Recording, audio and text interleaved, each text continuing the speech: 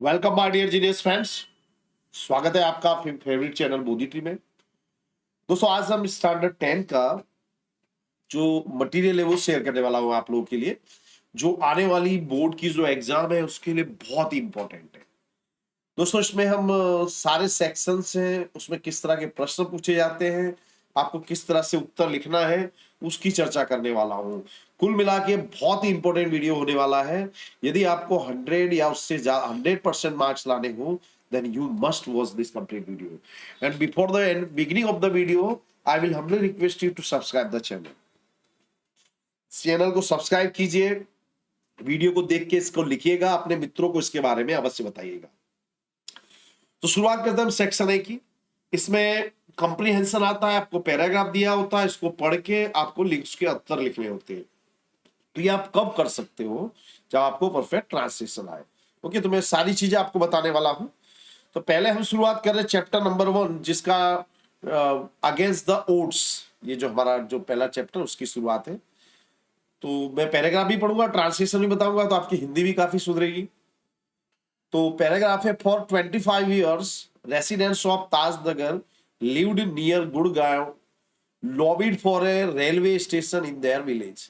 Residence का मतलब होता है निवासी, और लॉबी का मतलब होता है माहौल खड़ा करना, अपने पक्ष में माहौल बनाना। तो 25 वर्ष तक ताजनगर गांव के जो निवासी थे, उन्होंने रेलवे स्टेशन के लिए, उनके गांव के पास रेलवे स्टेशन के लिए उन्होंने लॉबिंग की। When their demand was not met, demand का मतलब होता है मांग, जब उनकी मांग पूरी नहीं हुई, the villagers decided to take the matters into their own hands। तो ग्रामवासियों ने जो पूरा मामला था अपने हाथ में लेने की निर्णय किया। They pulled in 21 lakh rupees and built a railway station on their own। Pull in means होता है to collect, इकट्ठा करना। उन्होंने खुद 21 लाख रुपए इकट्ठे किए और खुद रेलवे स्टेशन बनाया। Okay, now question answers. How long did the residents of Tajnagar wait for the railway station? तो देखिए दोस्तों, डिड आया है नहीं, ये जो प्रश्न है सिंपल पास्ट टेंस का है, तो स्वाभाविक है आपका उत्तर भी सिंपल पास्ट टेंस का होना चाहिए। तो देखिए, फॉर 25 years 25 वर्षों तक the residents of Tajnagar waited for railway station, यानी 25 वर्षों तक ताजनगर के जो निवासी थे उन्होंने रेलवे स्टेशन का इंतजार किया। नेक्स्ट है, what did they do, what did they decide when their demand was not fulfilled? उन्होंने क्या निश्चय किया? डिसाइड का मतलब होता है निश्चय करना। तो जो ताजनगर के निवासी थे उन्होंने क्या निश्चय किया जब उनकी मांग पूरी नहीं हुई? तो ये भी सिंपल पास्ट का है, तो डिसाइड का हो जाएगा decided. They decided to take matter into their own hands. ये देखिए, यहां से लिखे द विलेजर्स के बाद यहां से लिखिए द विलेजर्स अथवा they decided to take the matter into their own hands when their demand was not fulfilled. जब उनकी डिमांड पूरी नहीं हुई तो उन्होंने निश्चय किया कि सारा मामला अपने हाथ में लेंगे। How many rupees did they collect to build their own railway station?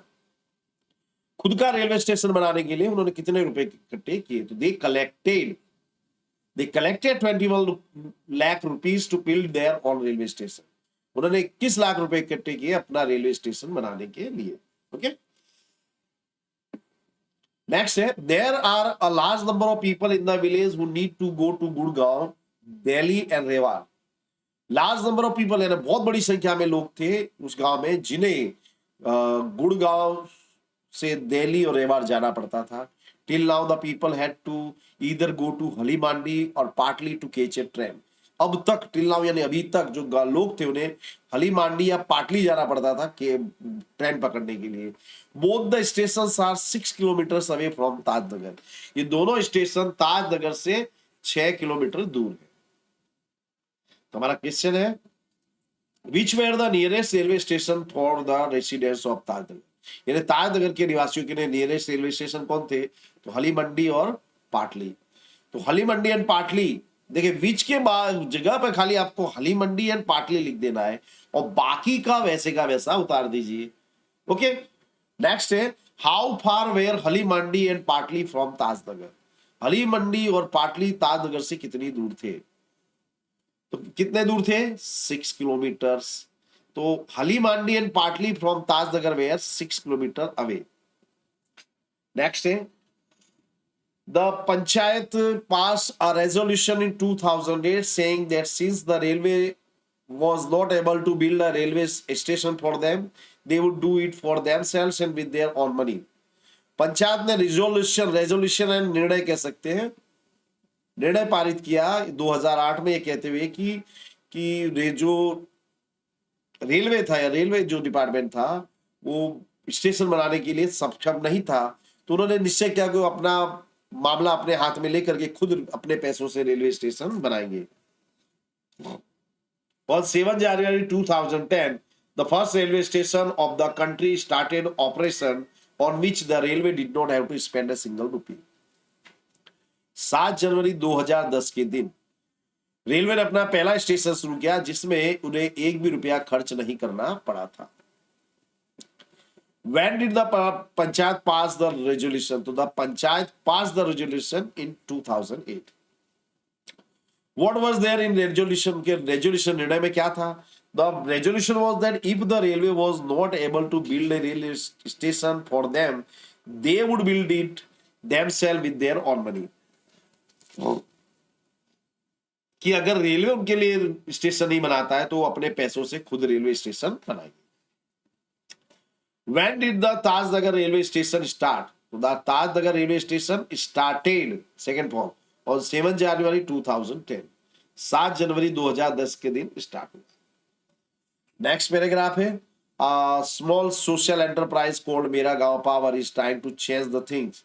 एक छोटा सा सामाजिक एंटरप्राइज है, कंपनी है जिसका नाम है मेरा गांव पावर एमजीपी। ये चीजों को बदलने की कोशिश कर रहा है। They are putting 2 solar panels at a time. वे एक समय पर 2 सोलर पैनल लगाते हैं।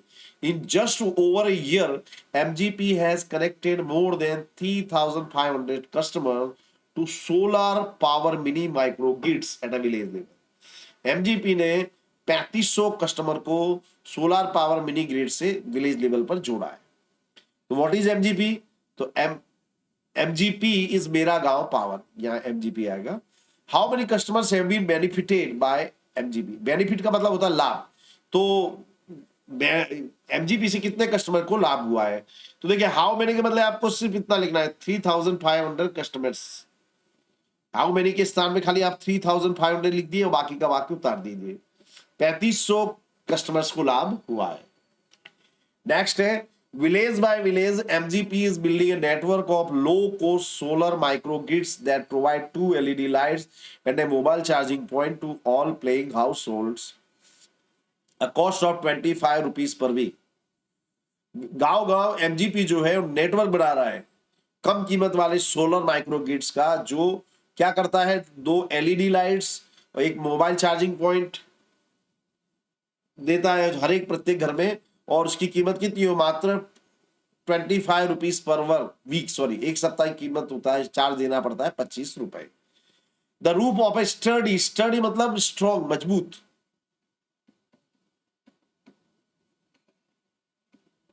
और ब्रिक का मतलब होता है ईंट। Brick walled home in each village is always chosen at the site of the panels and the battery। एक मजबूत छप्पर वाला ईंटों वाला मकान है, उसे चुना जाता है एक साइड के रूप में जहां पे पैनल्स और बैटरी को लगाया जाता है। तो पहला ही प्रश्न है हमारा, which is the ideal place to put panels and battery? Ideal यानी आदर्श, पैनल और बैटरी लगाने के लिए आदर्श स्थान कौन सा होता है? तो the roof of a sturdy, ये देखिए the roof of a sturdy brick walled home, उसके बाद लिख दिए is the ideal place to put panels and battery. बहुत ही आसान है। अगला देखिए, how much money should the people spend per week? हर सप्ताह लोगों को कितने रुपए खर्च करने पड़ते? The people should spend 25 rupees per week. लोगों को हर सप्ताह 25 रुपए खर्च करने पड़ते हैं। अगला पैराग्राफ हमारा, in Kerala Palakkad district public library has been up and running since September 2013। Kerala में पलक्कड़ डिस्ट्रिक्ट में एक लाइब्रेरी है, पुस्तकालय है, जो सितंबर 2013 से चल रहा है। It is a fine modern library, a centre for information, knowledge, wisdom cultural activities, research and references. ये केंद्र है किसके लिए? सूचना का केंद्र है, ज्ञान का, बुद्धिमत्ता का, कल्चरल सांस्कृतिक प्रवृत्तियों का, रिसर्च का और रेफरेंसेस का। A third of its 1000 numbers are women. इसकी एक तिहाई महिला सदस्य जो क्या है, महिलाएं हैं। The library launched A women's unit in February 2014। इस लाइब्रेरी ने 2014 में एक महिलाओं का यूनिट शुरू किया था। The unit got together to discuss methods of empowering women. इसका देखिए, इसका प्रोनाउंसिएशन होता है वीमेन, और इसका एम्पावरिंग का मतलब होता है सशक्तिकरण। तो यूनिट ने जो महिला सशक्तिकरण का जो तरीका से उन्होंने डिस्कस किया। Where is the Palakkad district library situated? So the Palakkad library the Palakkad district public library is situated in Kerala. Palakkad district library Kerala में है। When was a women's unit launched?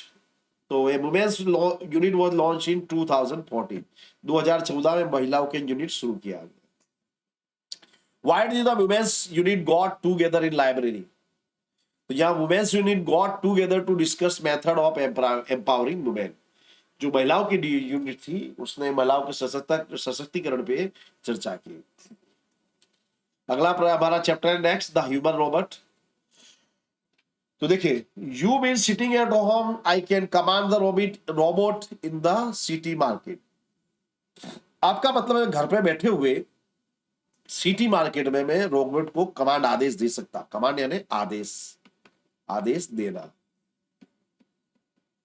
आज Prem Chopra, it operates within a limited radius. Radius का मतलब होता है त्रिज्या, गणित में आप लोगों ने पढ़ा होगा, ऑफ ए किलोमीटर। ये 1 किलोमीटर की त्रिज्या में काम करता है।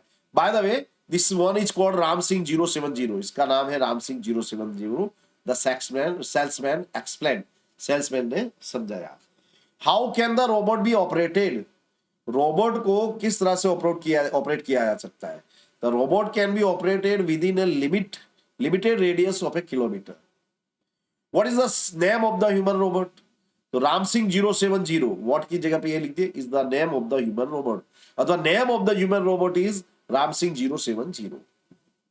नेक्स्ट है, one day Prem Chopra guided Ram Singh 070 to Zaveri Brothers for lifting precious gems. Precious का मतलब होता है कीमती, और जेम्स का मतलब होता है रत्न। तो एक दिन प्रेम चोपड़ा ने राम सिंह 070 को झवेरी ब्रदर्स के पास भेजा कीमती रत्नों को उठाने के लिए। The police was waiting in readiness and the computerised camera capable of split seconds recording. तो पुलिस जो थी तैयारी से इंतजार कर रही थी, और कंप्यूटराइज्ड कैमरा जो थे वो स्प्लिट सेकंड्स की रिकॉर्डिंग कर सकते थे। Ram Singh robot was caught. Ram Singh robot को पकड़ा गया। Through binoculars, 2 persons noting down Ram Singh's license number printed on his neck. Binocular से 2 व्यक्ति जो राम सिंह के लाइसेंस नंबर जो था उसकी गर्दन पे छिपा था, लिखा हुआ था, प्रिंट किया हुआ था, उसको नोट किया। Where did Prem Chopra guide Ram Singh 070? Prem Chopra ने राम सिंह 070 को कहाँ गाइड किया? तो Prem Chopra guided Ram Singh 070 to Zaveri Brothers for lifting precious gem. What did 2 persons note down? तो 2 persons noted down Ram Singh's license number. Next है हमारा, Prem Chopra was arrested from his home। Prem Chopra को उसके घर से अरेस्ट किया गया। As the owner of Ram Singh 070, the thief, उसे राम सिंह 070 जो चोर था उसके मालिक के रूप में उसे गिरफ्तार किया। अरेस्ट का मतलब होता है गिरफ्तार करना, ऑनर का मतलब होता है मालिक। Soon after his arrest, he was released on bail until the court hearing। Bail का मतलब होता है जमानत, और अगली हियरिंग तक उसे जमानत पर मुक्त किया गया। None of the stolen articles were recovered from his house। कोई भी चोरी की गई चीज उसके घर से रिकवर नहीं की जा सकी।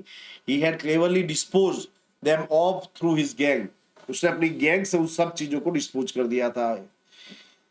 In the court he denied all the charges। Denied means to say no, to refuse, इनकार करना। उसने सारे चार्जेस से इनकार किया। Why was Prem Chopra arrested? Prem Chopra को अरेस्ट क्यों किया गया?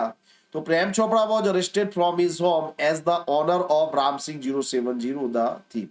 ये पहली वाली लाइन लिख देना है, Prem Chopra was arrested from his home as the owner of Ram Singh 070 the thief, वैसे का वैसा लिख देना है without any change. Was any stolen items recovered from Prem चोपड़ा's हाउस, क्या प्रेम चोपड़ा के घर से कोई चोरी की हुई चीज मिली? तो देखो यहां से लिख देना आपको, none of the stolen articles were recovered from his house, अथवा प्रेम हिज के बदले प्रेम चोपड़ा लिख दीजिए, बहुत ही आसान है। नेक्स्ट है an interview with Arun Krishnamurthy. तो Arun Krishnamurthy was 17 years old when he founded an NGO, Environmentalist Foundation of India। Arun Krishnamurthy की उम्र थी मात्र 17 वर्ष जब उसने एनजीओ बनाया जिसका नाम था environmentalist foundation of India. Beginning with the Turtle Walk, a move to save turtle eggs and young hatchlings in Chennai. Today, Arun and his team of volunteers have cleaned beaches and various water bodies in Chennai. तो देखिए turtle का मतलब होता है कछुआ, पहले अर्थ भी लिख दीजिए बराबर। वॉलेंटियर का मतलब होता है स्वयं सेवक, यानी जो बिना किसी वेतन के सेवा करने को तैयार हो। One who is ready to serve willingly without any charge. तो शुरुआत में इन्होंने कछुए की चाल से इन्होंने शुरुआत की, ये कछुए के अंडे को बचाने का काम करते थे चेन्नई में। तो आज अरुण और उसकी जो टीम है स्वयं सेवकों की, उन्होंने बीचेस, समुद्री किनारा, वाटर बॉडीज यानी तालाब, झील वगैरह चेन्नई, हैदराबाद, दिल्ली, कोयम्बतूर, पौंडीचेरी में उन्होंने इसको साफ किया है। What is Arun NGO's name, यानी अरुण के एनजीओ का नाम क्या है? तो Arun NGO's name is environmentalist foundation of India.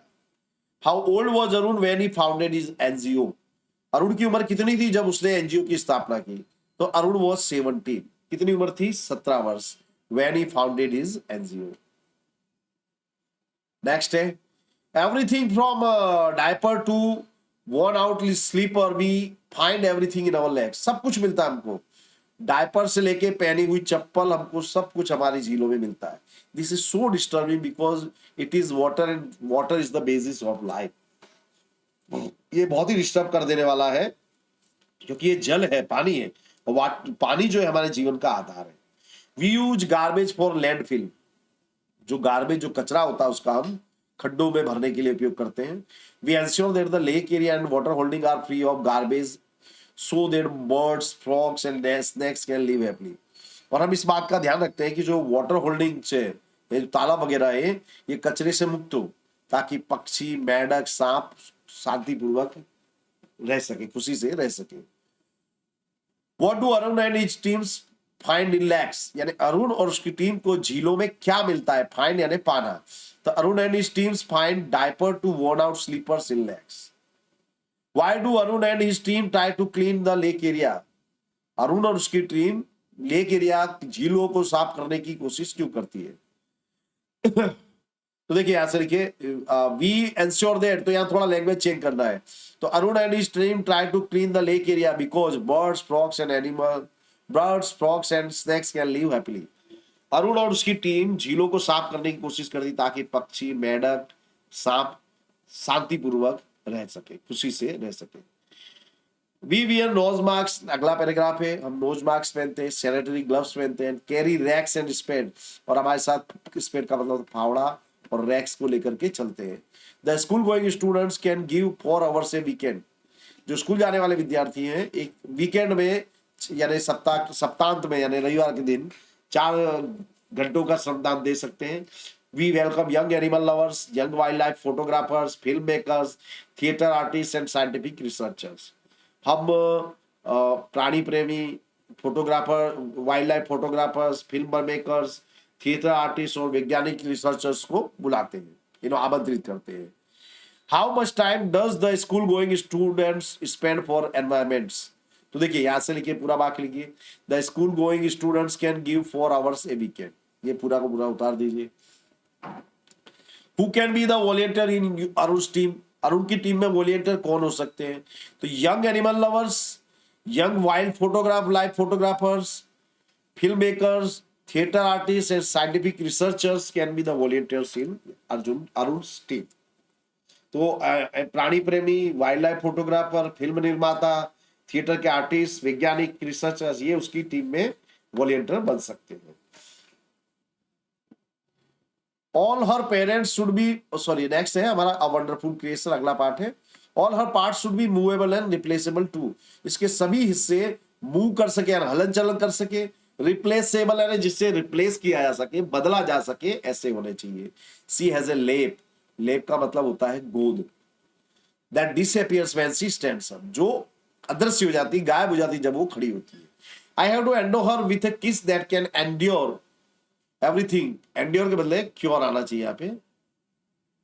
Cure का मतलब होता है इलाज करना। From a broken leg to a broken heart, मुझे उसमें एक चुंबन रखना है, उसे देना है जो टूटे हुए पैर से लेकर टूटे हुए दिल तक का इलाज कर सकता है। Where does her lap disappear, उसकी गोद कहाँ गायब हो जाती है। व्हेन डज, सॉरी कब गायब होती है, तो ये देखिए पूरा ही लिख दिए, या पूरा लिख दो भी तो भी होगा। She has a lap that disappears when she stands up, पूरा लिख दिए तो भी आपको उत्तर मिलेगा। व्हेन शी स्टैंड्स अप और लैप डिसअपियर, इस तरह से भी लिख सकते हैं। व्हाट कैन क्योर एवरीथिंग, तो व्हाट के बदले क्या लिख दोगे, kiss of mother can cure everything, माता का जो चुंबन है हर चीज का इलाज कर सकता है। हाउ आर हर पार्ट्स, तो ऐसे लिखे all her parts are movable and replaceable, जिस भाषा में प्रश्न पूछा गया है आपको उसी भाषा में लिखना है। नेक्स्ट पैराग्राफ पे, but what is tear for my lord, लेकिन आंसू किस लिए है ईश्वर। It is something unique, unique यानी अद्भुत, अनोखा, ये कुछ अनोखी चीज है। May be it is for pain, for joy, pride, disappointment, loneliness, the lord explain, ये शायद दर्द के लिए है, आनंद के लिए, गर्व के लिए, हताशा के लिए, अकेलेपन के लिए ईश्वर ने समझाया। व्हाट अ वंडरफुल क्रिएशन, कितना अद्भुत रचना। What does a tear stand for, ये पूरा ही लिख सकते हैं आप। May be it is for के मतलब tear stands for pain, joy, pride, disappointment, loneliness, तो ये tear stands for pain, joy, pride, disappointment and loneliness.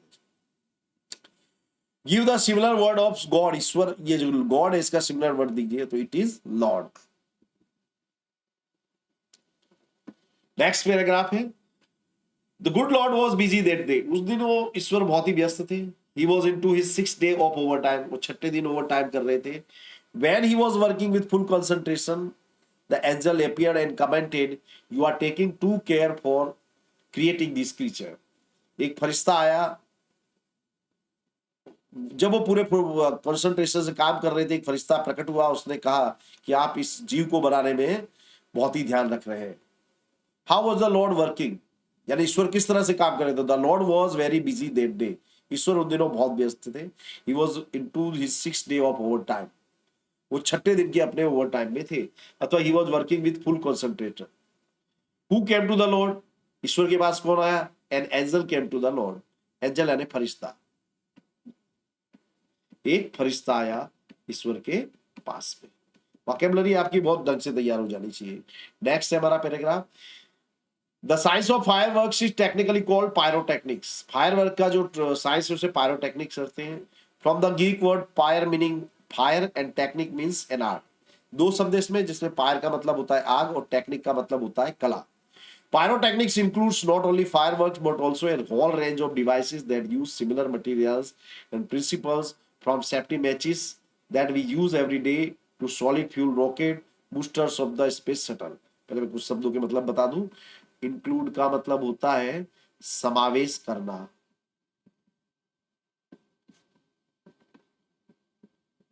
Device यानी साधन, तो इसमें पायरोटेक्निक में उस फायरवर्क के उस सभी बहुत बड़े रेंज के जो साधन का समावेश होता है, जिसमें समान मटेरियल और सिद्धांतों का यूज होता है। या प्रिंसिपल का मतलब होता है सिद्धांत,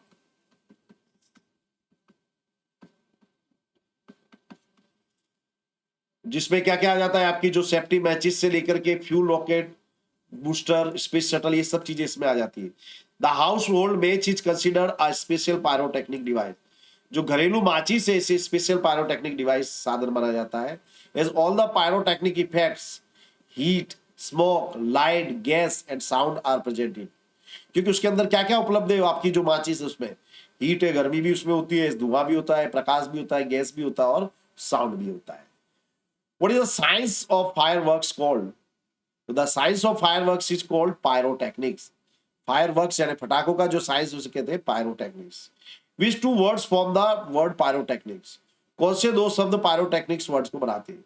the two words pyre and technics form the word pyrotechnics. Pyrotechnics ये दो शब्द पायरोटेक्निक्स शब्द को बनाते हैं। Why is the household match considered a special pyrotechnic? जो घरेलू माचिस है इसे एक स्पेशल पायरोटेक्निक क्यों कहा जाता है? तो the household match is considered special pyrotechnic device because the pyrotechnic effects, heat, smoke, light, gas and sound are present in it. क्योंकि जो भी पायरोटेक्निक इफेक्ट्स हैं वो सब उसके अंदर होते हैं। नेक्स्ट है the Chinese are generally consider the pioneers of pyrotechnic. Pioneer यानी द बिगिनर, शुरुआत करने वाले। जो चाइनीज है उन्हें पायरोटेक्निक का शुरुआत करने वाला कहा जाता है। It was only 1242 that an English monk, monk का मतलब होता है साधु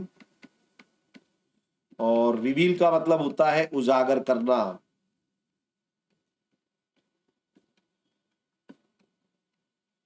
reveal the formula of black powder. एक साधु था जिसका नाम था रोजर बेकर, उसने ब्लैक पाउडर का फॉर्मूला रिवील किया। He considered it such a dangerous substance that he wrote of it in a code language. वो उसे इतना खतरनाक सबस्टेंस यानी तत्व मानता था कि उसने उसे कोड लैंग्वेज में लिखा। प्रश्न, when did Roger Bacon reveal the formula of black powder? Roger Bacon ने ब्लैक पाउडर का फॉर्मूला कब उजागर किया? तो Roger Bacon reveal the formula of black powder in 1242, याद रखिएगा। Why did Roger Bacon write the formula in a code language? Roger Bacon ने formula code language में क्यों लिखा? तो Roger Bacon wrote of it in code language because he considered it as a dangerous substance, क्योंकि वो उसे एक खतरनाक तत्व मानता था। Who are called the pioneers of pyrotechnics? किन्हें पायरोटेक्निक्स का शुरुआत करने वाला पायोनियर किया जाता है? हु के मतलब क्या लिख दिया? The Chinese. The Chinese are called the pioneers of pyrotechnics. The pyrotechnic is a blend, blend का मतलब होता है मिश्रण, of potassium nitrate, charcoal and sulphur in the ratio of 75:15:10 by weight. तो देखिए पायरोटेक्निक में मिश्रण होता है पोटेशियम नाइट्रेट, चारकोल यानी कोयला, सल्फर का, और उसका अनुपात होता है 75:15:10। In the last century the discovery of aluminium, magnesium and titanium which burn at high temperature emitting bright light improve the brilliance of fireworks। और पिछली शताब्दी में एल्यूमिनियम, मैग्नीशियम, टाइटेनियम की खोज हुई जो ऊंचे तापमान पे जलते हैं, वो बहुत ही प्रकाश उत्पन्न करते हैं। इन्होंने फायरवर्क्स यानी पटाखों का जो ब्रिलियंस है यानी उसकी चमक है उसमें काफी सुधार लाया। इंप्रूव यानी सुधारना।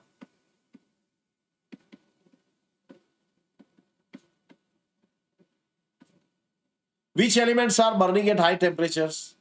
कौन से टेम्परेचर जो हाई, कौन से तत्व हैं जो हाई टेम्परेचर पे चलते हैं? एलिमेंट का मतलब होता है तत्व। तो एल्यूमिनियम, मैग्नीशियम एंड टाइटेनियम दिखा है ना, देखिए aluminium, magnesium and titanium are the elements burning at high temperature. The pyrotechnic is a combination of, ये आपको वाक्य को पूरा करना है तो ये ऊपर देखिए ना, यहाँ पे लिखा हुआ है the pyrotechnic is a combination, blend यानी कॉम्बिनेशन ऑफ, यहां से लेके पूरा लिख दिए। ओके, नेक्स्ट द पायरोटेक्निक, ये हो गया। In India fireworks used to be imported from China. भारत में जो फटाके थे चाइना से आयात किए जाते थे। During the second world war these imports were stopped and the safety match producers of Sivakasi in Tamil Nadu began manufacturing fireworks for Deepavali. दूसरे विश्व युद्ध में ये जो आयात था ये बंद हो गया, तो जो सेफ्टी मैचिस बनाने वाली कंपनी थी शिवाकाशी, आपने पटाखे फोड़े होंगे, इसके बहुत बड़ा तमिलनाडु में कारखाना है, इन्होंने दीपावली के लिए पटाखे बनाना शुरू किया। In 1992 the country use 60 crore worth of fireworks, 60 to 70% of these came from Sivakasi. 1992 में 60 करोड़ के पटाखों का उपयोग हुआ, इसमें 60 से 70% शिवाकाशी से आते थे। From where the fireworks imported before the second world war. Second world war से पहले फायरवर्क्स कहां से इंपोर्ट किए जाते थे? तो fireworks were imported from China before second world war. Where is Sivakasi situated? Situated यानी स्थित। शिवाकाशी कहां स्थित है? तो Sivakasi is situated in Tamil Nadu. Next है when did we stop important of fireworks from China? हमने चाइना से पटाखों का इंपोर्ट कब बंद किया? तो we stop the fireworks of import of fireworks from China during the second world war, दूसरे विश्व युद्ध के दरमियान। तो दोस्तों यहां मैं आज का सेशन पूरा कर रहा हूं। आई एम श्योर आपको काफी मजा आया होगा। ये वीडियो आपके लिए आने वाली परीक्षा में बहुत ही उपयोगी होने वाले हैं। तो जब ऐसा है तो आपको इनको अपने दोस्तों के साथ आपको अवश्य शेयर करना चाहिए। आई एम श्योर आप अपने दोस्तों के साथ अवश्य शेयर करोगे। कमेंट्स अवश्य करिएगा दोस्त, और जब आप कमेंट करते हो तो आपको काफी मोटिवेशन मिलता है। तो दोस्तों बने रहिए हमारे साथ। अगले वीडियो में जल्दी हर रोज 1-2 वीडियो में शेयर करूंगा। सभी विषय का मटेरियल आपको मिल जाएगा। तो चैनल को लाइक और शेयर अवश्य कीजिएगा। Thank you very much friends.